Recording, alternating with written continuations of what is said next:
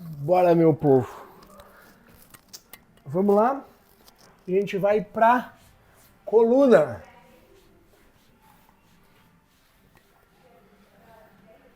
E assim, chegando um aluno sedentário novo nosso aí, se ele não tem dor no joelho, ele vai ter dor na coluna, gente. Se ele não tem dor na coluna, ele vai ter dor no joelho, né? Chegou um sedentário acima dos 50, ou o joelho ou a coluna vão estar doendo. Ou os dois, né?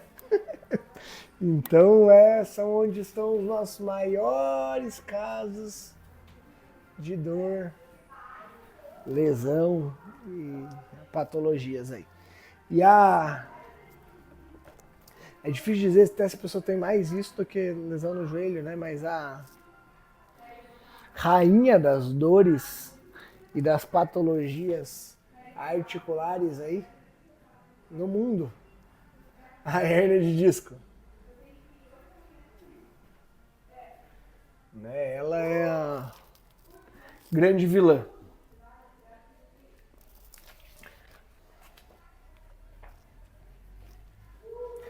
Basicamente, a dor acontece, gente, porque está comprimindo um monte de nervo por causa de uma protusão, né? Por causa de um desgaste do disco vertebral. Então a gente tem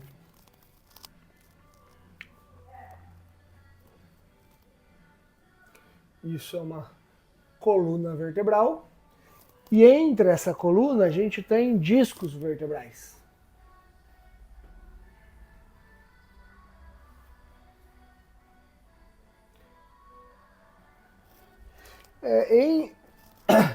Quando a gente tem uma protusão, isso acontece por causa de envelhecimento, flexão mal feita, trauma, sedentarismo, fraqueza de musculatura estabilizadora. Um monte de variável vai fazer o quê? Vai fazer com que o disco corra, por exemplo, para cá, funde, e essa vértebra que está aqui, ela vai começar a encostar nessa aqui, por exemplo. E gera uma dor lazarenta mesmo. É uma dor muito intensa. Começa a encostar, começa a comprimir um monte de inervação, a dor corre e tal. É uma dor incapacitante mesmo, né? E a explicação simples é essa, né? Quando a pessoa tem esse... Vou deixar aqui, porque acho que vai me facilitar para explicar. Chega a irradiar para membros inferiores, né? Chega a dar dormência na perna, piora ao sentar. Tem gente que sente dor, gente, ao tossir. Sente a hérnia, né? Tava a dona Rosa treinando agora aqui, que, cara, ela fala dessa hérnia dela aí e já desistiu de melhorar, né? Porque já é um caso muito grave, muito grave. O fato é que, vamos pensar na coluna. Essa dor, ela aumenta normalmente quando a pessoa faz movimentos com a coluna. Porque isso vai aumentar a compressão do disco vertebral, né? Do disco vertebral. Vamos pensar aqui, deixa eu deixar a coluna normal primeiro. Sem a hérnia. E a gente vai pensar num cliente fazendo uma flexão da coluna.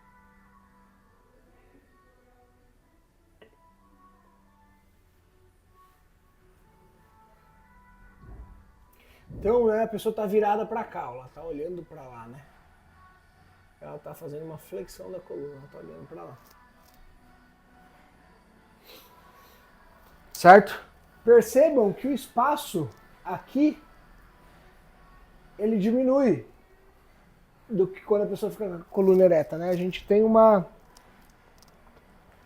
leve compressão desses discos vertebrais. E por que a dor pega? Porque pare e pense, se a pessoa já está nessa condição aqui,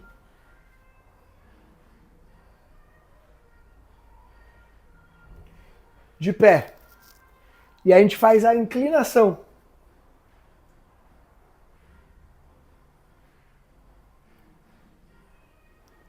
da vértebra, entenderam?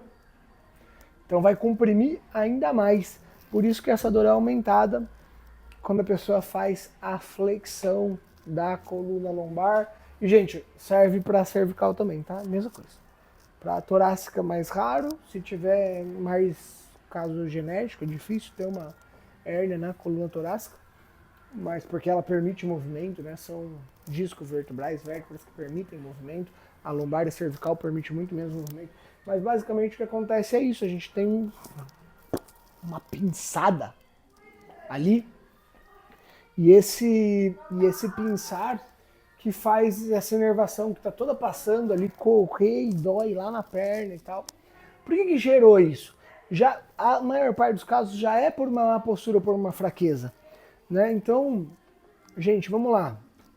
A gente falou muito disso quando a gente falou de função articular e mobilidade articular. A pessoa quer pegar esse apagador do chão. Eu quero pegar o apagador do chão, a articulação que tem a função primária em me ajudar a isso é o meu quadril, certo? É a flexão do meu quadril que vai permitir que eu vá lá e pegue o apagador do chão.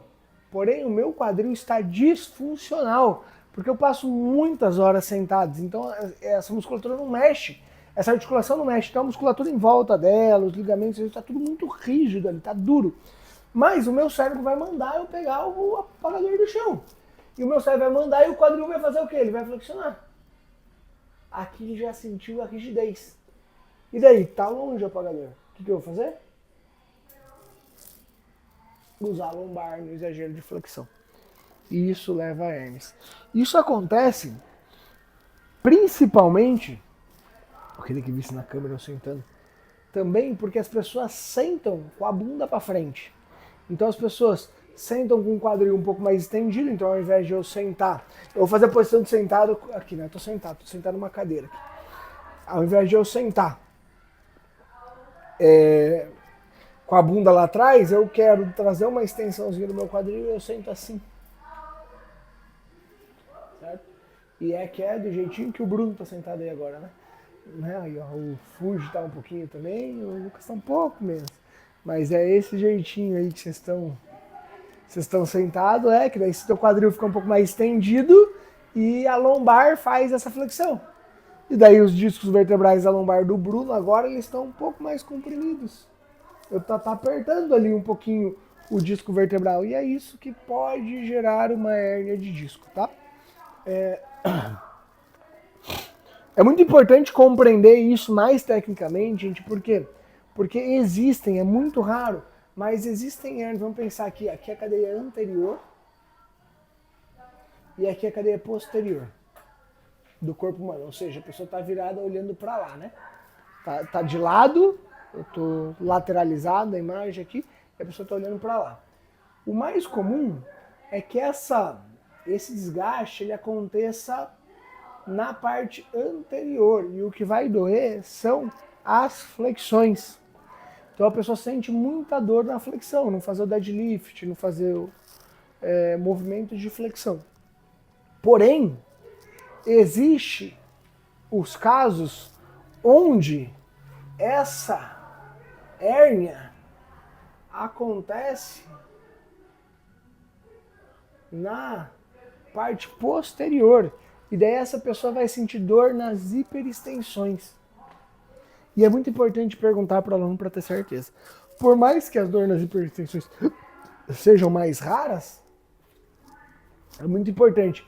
Tá, mas quando você tem hérnia tal, dói mais dói quando você flexiona ou dói quando você estende? A pessoa não vai nem saber responder. Não sei, testa, vamos testar. Dói? Não. Dói, aqui dói, na hiperextensão. Porque é justamente o movimento contrário que vai aliviar. A pessoa que tem a hérnia anterior, ela vai, quando ela hiperestender, tipo mobilidade ajoelhada, que a gente hiperestende, você vê até a carinha da pessoa, que é uma carinha de alívio, né?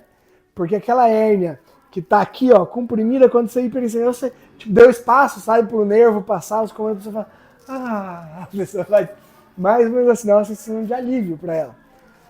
E é o contrário quando é na cadeia posterior. Quando você faz flexão, vai pegar. E quando você flexiona, é o alívio. Quando a pessoa flexiona, fala, nossa, que alívio. Certo?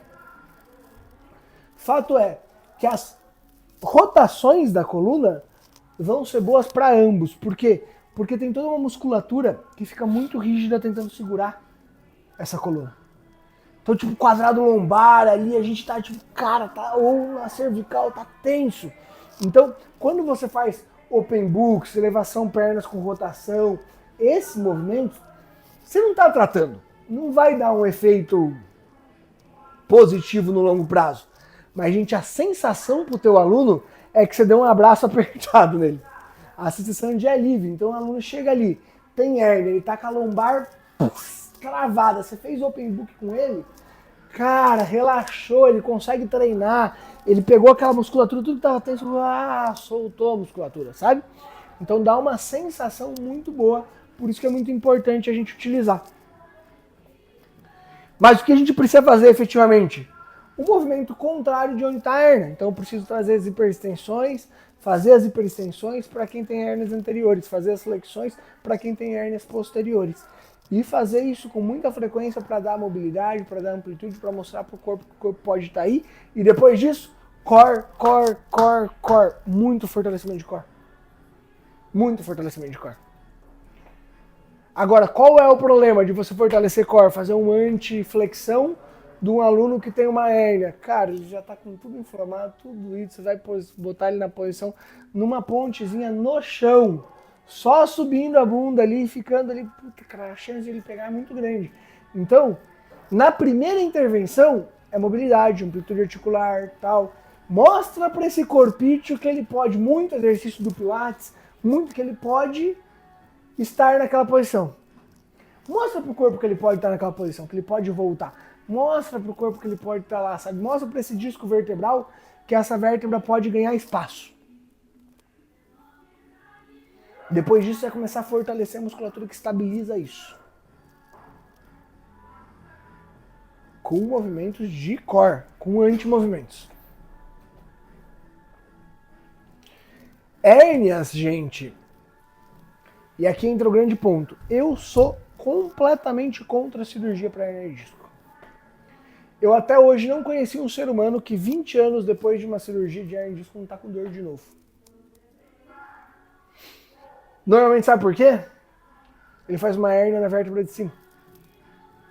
Uma protusão, às vezes não uma hérnia, mas antes da hérnia é só protusão, né? Antes de virar a hérnia mesmo é uma protusão, só sai um pouquinho o disco vertebral.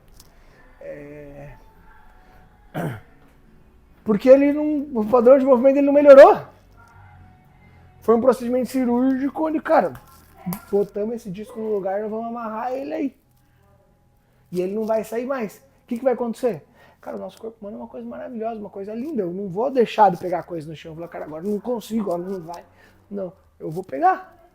Eu vou usar a vértebra de cima, a vértebra de baixo, eu vou fazer. E daí eu vou gerar uma hérnia em outro lugar. Então, se eu não resolver o problema efetivamente da dor, eu vou fazendo hérnia de disco. E sim, minha avó fez 2 cirurgias de hérnia de disco e quando ela faleceu, ela teria que fazer a terceira. Porque ela ganhou uma hérnia 2 vértebras acima e ela já estava com uma protusão acima daquela. Cara, e se ela seguisse vivendo, logo ela ia estar coluna só. Não resolve o problema. E, diferente do LCA que a gente citou agora há pouco, que resolve o problema, uma cirurgia de hérnia de disco não resolve o problema. E a atividade física resolve, gente. A hérnia de disco retrocede, desaparece, a pessoa fica sem dor. Claro que depende da gravidade, se a gente pegar uma senhora como a Dona Rosa, não vai dar tempo em vida de retroceder a hérnia de disco dela. Já é muito grave. Mas quando a gente pega um paciente ainda que está com uma protusão ou com o início de uma hérnia, gente, volta ao normal, a pessoa nem lembra que tem. A gente teve um caso aí de uma aluna nossa que já estava com a gente há anos e é da época dos egípcios, que a gente fazia as coisas no papel e não no celular, no sistema. E a gente tinha o histórico de treino dos alunos em papel, impresso, as aulas montadas, a programação e tal. E daí eu lembro que foi um dia até que a gente foi passar tudo pro digital. Porque daí a gente já estava usando o digital, já estava usando o computador, mas parte do material, cara, eram umas caixas guardado de papel assim, porque a gente nem ia jogar fora o histórico do treino dos alunos. Daí a gente falou assim, pô, a gente tem que tirar a foto de tudo isso aqui, né, escanear, guardar tudo isso aqui e jogar fora tudo esse papel. E daí a gente foi fazer esse processo. Então a gente esticou ali na área de treino, assim, esticamos a área de treino inteiro, com os treinos dos alunos. E daí tem uma aluna nossa que corre, que, cara, uma atleta. E daí a gente achou a primeira aula dela e a nossa anamnese do início do treino dela. 2 anos antes daquilo. É hernia de disco. Eu falei, não, a Denise não tem hernia de disco. Ninguém lembrava, nem nós lembrava que ela tinha hernia de disco. A gente vai perguntar, viu? Tem hernia de disco? Tem, mas não. Eu morria de dor. Mas foi com 6 meses aqui. Nunca mais doeu e não dói. A gente não precisava nem ter um protocolo específico. Não precisava lembrar disso mais no treino dela. Não foi displicência nossa esquecer, porque realmente não existia mais. Não tinha mais dor, não tinha mais nada, não existia mais. A atividade física curou ela completamente. Fazendo atividade. Ela fez o Braves, gente. Fez o Braves. Então, a atividade física, a intervenção da atividade física na hernia de disco é absurdamente boa para a pessoa ir para uma cirurgia. Não é necessário, é uma luta que a gente tem que ter, tá, cara? Não aceite um aluno teu, cliente teu ir para uma cirurgia por hernia de disco. Isso serve para lombar e para cervical, tá, gente? São raros os casos de hernia de disco na torácica, mas caso nós tenhamos, vai servir também. Tá. A gente... estenose espinhal. A gente vai falar da lombalgia, dorsalgia, cervicalgia. Lomba, dor e cervicalgia.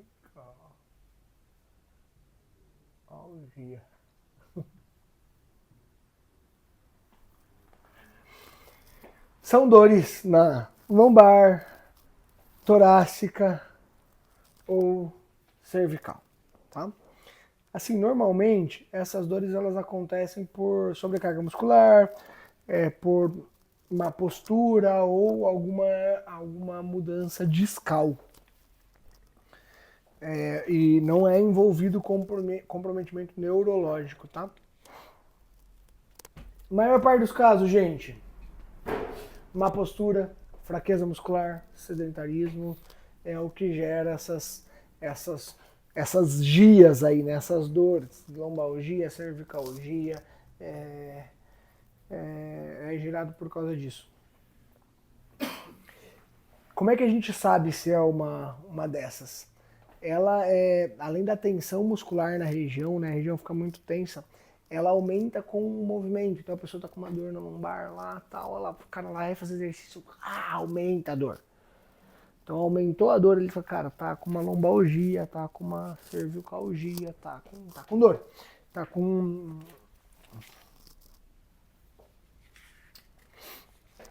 E sempre tem muita rigidez, né? Muita rigidez. Como é que a gente faz, gente? Muita correção postural e muito alongamento. Então a gente precisa dar muita flexibilidade para esse aluno. Nossos exercícios para as lombalgias, dorsalgias, cervicalgias, os exercícios do Pilates fazem mágica, dá para dizer. Mágica mesmo. Assim, são absurdamente bons. Absurdamente bons. Esses alunos eles sentem um alívio muito grande quando isso acontece, tá? Muito grande quando isso acontece. Daí nós temos... E não tem muito assim, gente, é isso, vai trabalhar, vai fortalecer paralelamente, rapidinho, normalmente vai atingir pessoas muito mais sedentárias isso aqui, né? Então é comum, às vezes, o aluno que não tinha começar a desenvolver no primeiro mês de treino por causa de sobrecarga, né? A pessoa chega lá, não treinava, não praticava atividade física, por isso que a gente não recomenda que a galera venha treinar, comece a treinar todo dia, já comece com 2 a 3 treinos por semana, porque a chance dela ter uma cervicalgia, uma lombalgia aí é grande, porque tá tudo muito fraco ali, né, nas estabilizações, no core dela. E daí vai sobrecarregar uma articulação ali, vai pegar o quadrado lombar, talvez, né? E vai ficar com muita dor. Ok? Daí nós temos a espondilolistese. Espondilolistese. Gente, tá aparecendo bastante, tá? Era um caso muito raro, mas a gente tem uma aluna lá em Prude com esse caso e tem aparecido mais, que é um deslizamento da vértebra e não do disco vertebral, certo? E aí é muito mais grave. Aí é muito mais difícil a intervenção, aí a dor é muito maior. Então, sim, o trabalho ele vai seguir o mesmo do trabalho para hérnia, só que o resultado nosso vai ser muito pior. Basicamente é isso, né? A pessoa que está com essa lesão aí é difícil de atender, é difícil de dar um resultado para ela. A dor é muito mais forte do que a hernia de disco. E a gente vai seguir evitando a direção aonde está, né? A direção onde está. Tudo certo, hein? Uhum.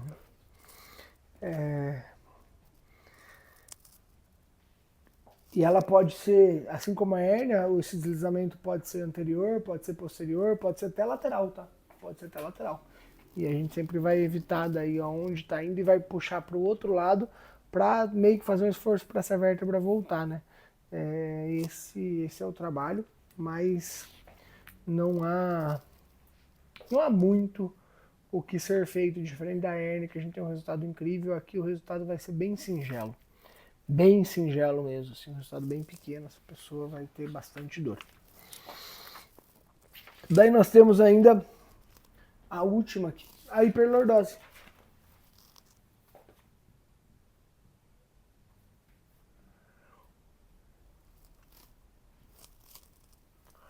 O famoso bumbum empinado. A hiperlordose é um excesso, né, é uma hiperextensão da coluna lombar. Assim, ela acontece por fraqueza da musculatura abdominal, por encurtamento dos flexores do quadril e por postura incorreta prolongada. É muito comum a gente ver hiperlordose em mulheres, gente, até pelo uso excessivo do salto. Porque o que acontece? Quando eu tenho uso excessivo do salto, eu fico muito na ponta do pé, o meu corpo não quer deslocar para frente, então eu faço esse movimento aqui, ó, de empinar a bunda para o meu corpo não cair, né, para frente, porque eu estou na ponta do pé. Então eu vou e daí eu não quero deixar ele cair, eu preciso trazer a bunda um pouquinho para trás, empino a bunda, né? E esse empinar a bunda faz a hiperlordose. Inclusive, as mulheres usam salto na nossa sociedade justamente para isso, para a bunda parecer mais empinada. Né? Esse é o uso do salto, né? E isso gera uma hiperlordose. Então, mulheres, né, que no trabalho, na rotina, tem uso excessivo de salto, há uma tendência de ter uma hiperlordose. E daí a gente precisa trabalhar isso, né? Trabalhar essa flexão, precisa recuperar, essa daí gera bastante dor, desconforto também. E é muito visível, gente, né? A hiperlordose, você vê aquela curvatura gigante na lombar da pessoa, assim, né? Faz um buraco, né? A pessoa vai encostar numa parede, você coloca ela encostar na parede, meu Deus do céu, dá pra passar um cachorro entre a coluna dela. Aqui ela tá com a bunda e com a torácica na parede. E entra ali, faz um espaço gigante, uma curvatura gigante ali. E é bem comum mesmo, tá? Acontece também na gravidez e na obesidade, né? Em casos onde acontece com obesos, né? Então, principalmente os obesos com acúmulo de gordura na relação cintura-quadril, aqui na região abdominal, aquela gordura visceral abdominal. Então, sabe aquela pessoa que ganha peso só na barriga? Que tipo, as pernas são magras, os braços são magros e a barriga é pesada? essa pessoa tende a ter uma hiperlordose, pelo mesmo motivo do centro da gravidade. A gestante pode ter uma hiperlordose, pelo mesmo motivo do centro da gravidade que eu expliquei do salto. São pessoas onde, cara, o peso está lá na frente, aquilo vai levar, tipo, a pessoa vai ter que, opa, como é que eu vou segurar o meu corpo? Ela vai trazer a parte de cima do tronco dela para trás, ou vai empinar a bunda, ela vai fazer alguma das duas coisas para manter o corpo dela em equilíbrio. Certo?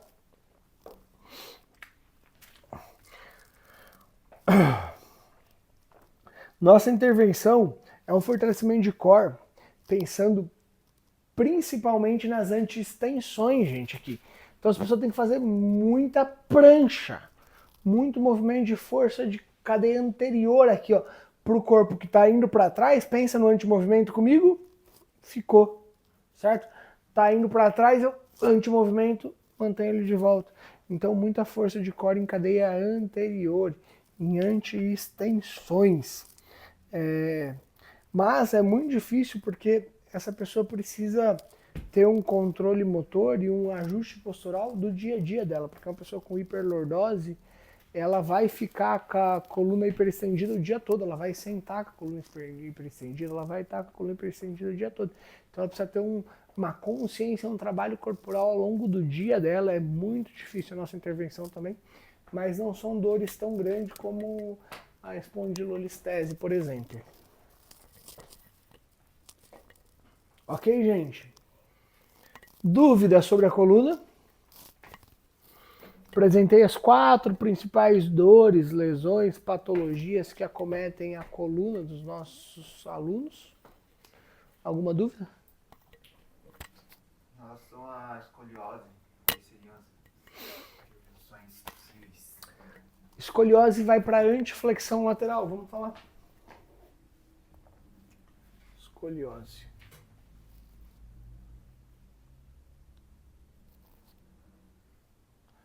O mesmo princípio que a gente tem das flexões que acontecem, por exemplo, nas hérnias de disco, né? Nas escolioses, elas vão acontecer para os lados, né? Normalmente as escolioses elas vêm já do desenvolvimento motor, né? Do crescimento, do estirão puberal, do crescimento. As escolioses tendem a acometer adolescentes já na adolescência e acompanhar eles ao longo da vida. Então, a intervenção ela consiste basicamente a gente pensar em antiflexões laterais. A gente vai lateralizar o corpo, certo?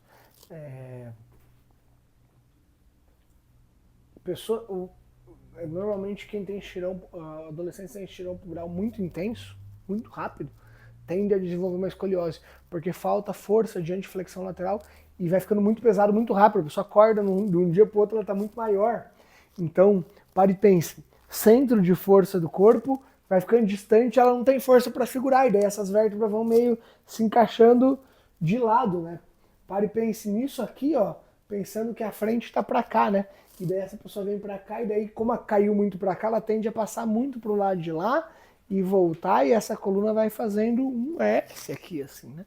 Então isso acontece normalmente, na maior parte dos casos, por um excessivo estirão puberal, mas também vai acometer pessoas com posturas erradas, que trabalham muito usando um lado só do corpo, né? Então, escoliose muitas vezes podem acometer professoras que passam tempo no quadro de um lado só, né?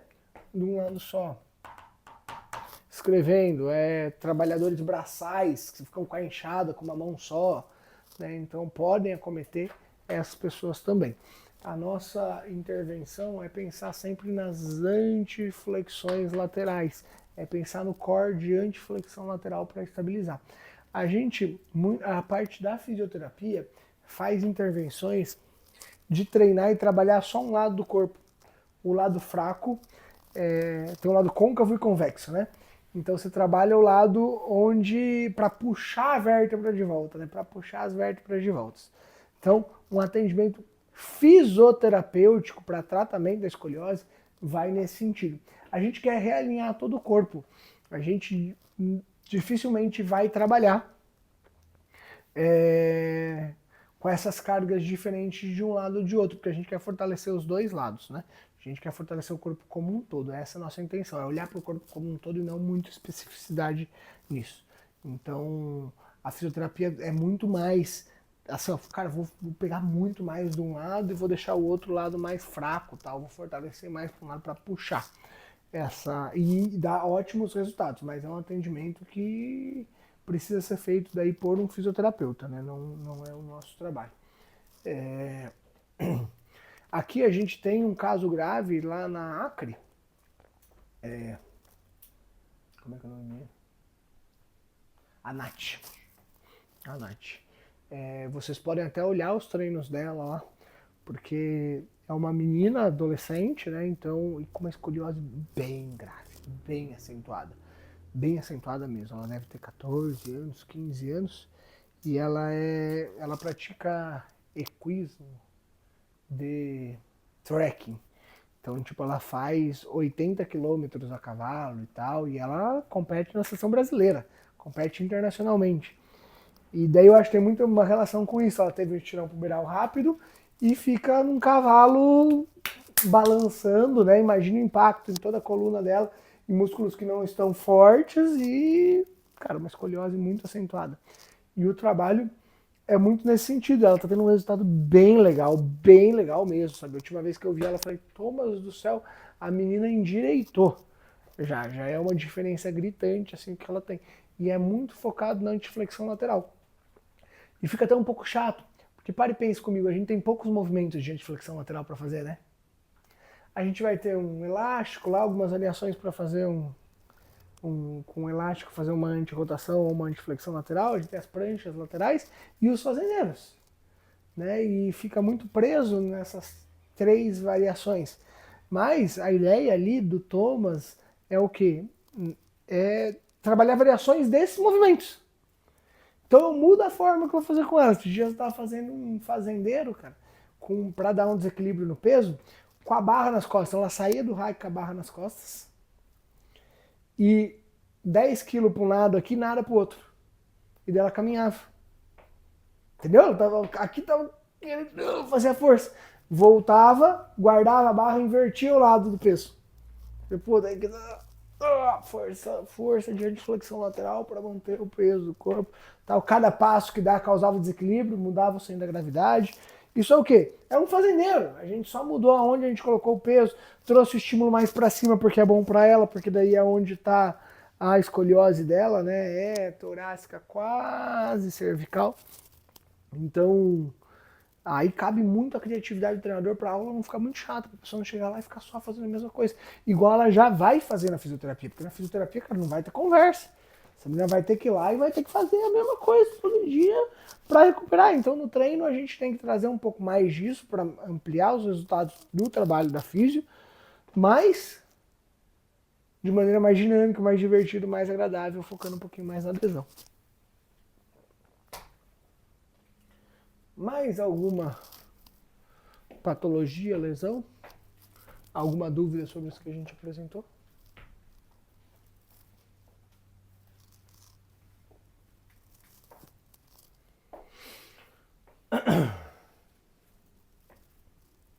Não?